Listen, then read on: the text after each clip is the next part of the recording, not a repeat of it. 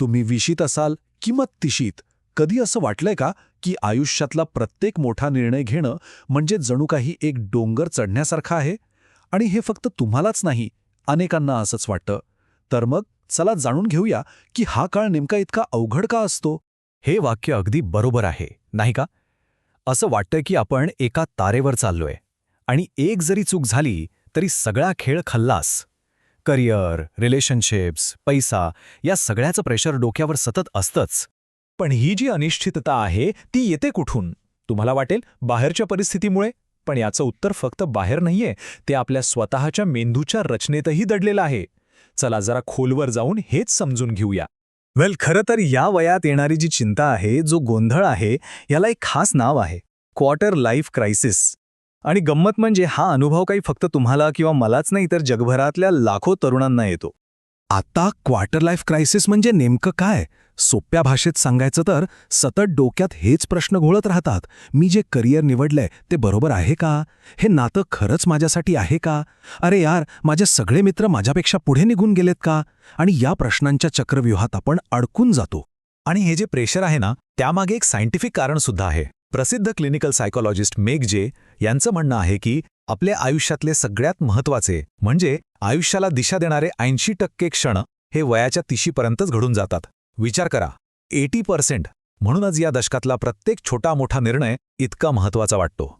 म्हणजे हे जे दडपण आहे ते काही उगाच नाहीये, ते खरं आहे. हा आपल्या वाढीचा, आपल्या विकासाचा एक नैसर्गिक आणि खूप महत्त्वाचा टप्पा आहे. पण या सगळ्यामागे आपलं शरीर आणि विशेषतः आपला मेंदू कसा काम करतो हे समजून घेणं खूप इंटरेस्टिंग ठरेल. तुम्हाला माहिती आहे का, आपण जे निर्णय घेऊ शकत नाही किंवा घेताना जो गोंधळ उडतो, त्यामागचा बराचसा संघर्ष हा खरं तर आपल्या डोक्याच्या आत सुरू असतो. हो, या अनिश्चिततेमागे चक्क एक विज्ञान आहे, जे थेट आपल्या मेंदूच्या बायोलॉजीशी जोडलेलं आहे. हे असं का होतं? कारण आपल्या मेंदूमध्ये जणू 2 टीम्स आहेत. एक आहे प्रीफ्रंटल कॉर्टेक्स, जो आपल्या मेंदूचा CEO आहे, जो लांबचा विचार करतो, नियोजन करतो. आणि दुसरी आहे लिम्बिक सिस्टम, जी इमोशनल आहे, जिला लगेच आनंद हवा असतो. आता 20च्या वयात होतं काय की हा CEO म्हणजे प्रीफ्रंटल कॉर्टेक्स अजून पूर्णपणे तयार झालेला नसतो, पण ती इमोशनल टीम मात्र फुल फॉर्मात असते. त्यामुळे लहानच्या फायद्यापेक्षा तात्पुरत्या भावना जिंकतात आणि निर्णय घेताना आपला गोंधळ उडतो. आता बघा, एकीकडे मेंदूमध्ये ही रस्सीखेच सुरू आहे आणि त्याचवेळी बाहेरच्या जगातही भूकंप झालेला असतो. म्हणजे शाळेपासून कॉलेजपर्यंत एका ठरलेल्या रस्त्यावरून चालण्याची सवय लागलेली असते आणि अचानक तो रस्ता संपतो.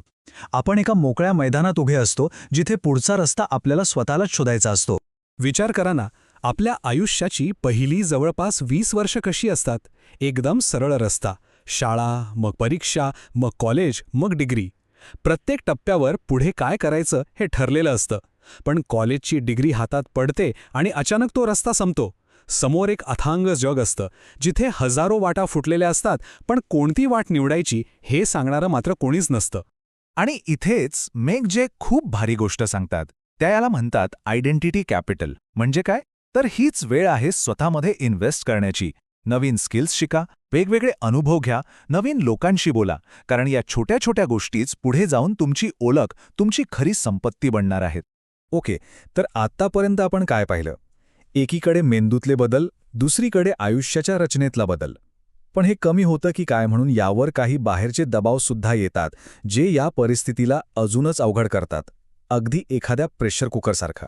जर माझा निर्णय चुकला तर सोशल मीडियावर सतत दुसऱ्यांशी तुलना, नोकरी, मित्र, प्रेम या सगळ्यांच बॅलन्स साधण्याची धडपड, हे सगळे फॅक्टर्स एकत्र येतात आणि एक असं वादळ तयार होतं की मग एखादा साधा निर्णय घेणं सुद्धा डोंगरा एवढं वाटू लागतं.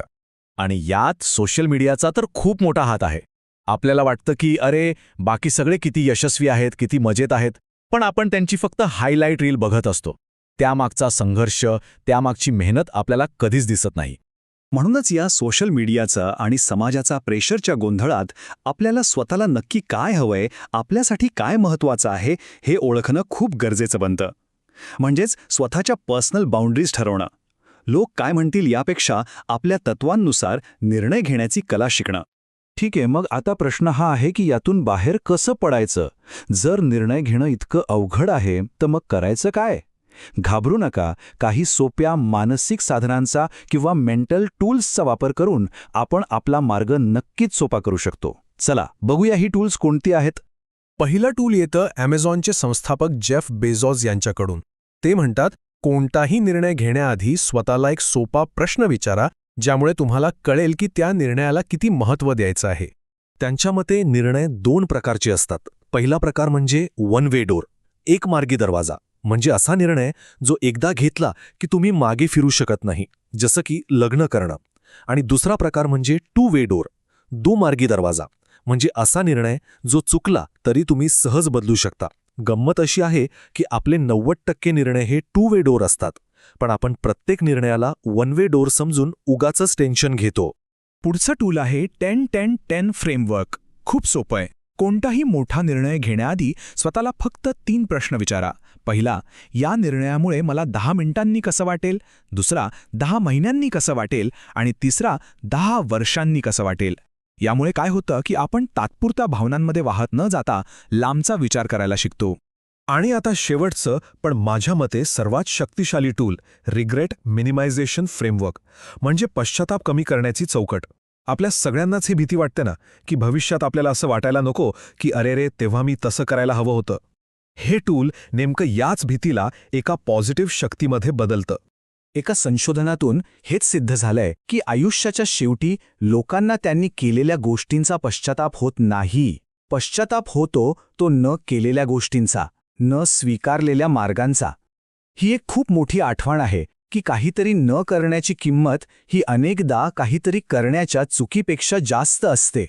तर मग पुढच्या वेळी जेव्हा तुम्ही द्विधा मनस्थितीत असाल तेव्हा स्वतःला फक्त एकच प्रश्न विचारा, जेव्हा मी 80 वर्षांचा असेन तेव्हा मागे वळून पाहताना कोणती गोष्ट न केल्याचा मला सर्वात जास्त पश्चाताप होईल. हा एकच प्रश्न आपल्याला आठवण करून देतो की आयुष्यात फक्त सुरक्षित राहण्यापेक्षा अनुभव घेणं आणि स्वतःला वाढवणं जास्त महत्त्वाचं आहे. आणि कदाचित हाच एक विचार तुम्हाला तुमचा पुढचा निर्णय घेण्यासाठी मदत करेल.